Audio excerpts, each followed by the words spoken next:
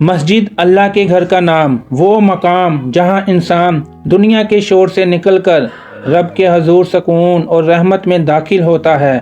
مسجد وہ جگہ ہے جہاں پہلی بار انسان سجدے کی لذت چکھتا ہے، جہاں پیشانی مٹی سے ملتی ہے اور دل آسمانوں سے جڑ جاتا ہے۔ مسجد میں اذان کی صدا ہو یا قرآن کی تلاوت، ہر آواز، ہر گونج روح کو روشنی دیتی ہے۔ یہاں نہ رنگوں کی شان ضروری ہے، نہ عمارت کی اونچائی، اصل حسن تو وہ ایمان ہے جو اس کے در و دیوار میں سانس لیتا ہے۔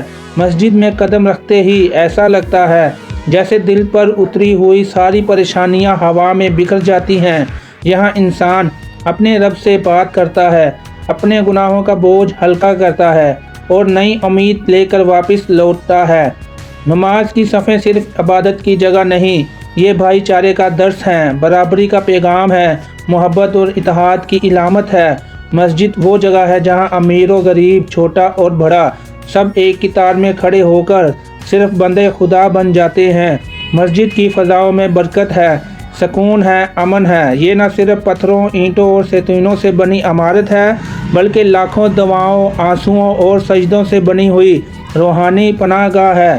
جو شخص مسجد کے قریب رہتا ہے وہ اللہ کی رحمتوں کے قریب رہتا ہے۔ مسجد انسانوں کو راستہ دکھاتی ہے، دل کو نرم کرتی ہے اور زندگی بدل دیتی ہے۔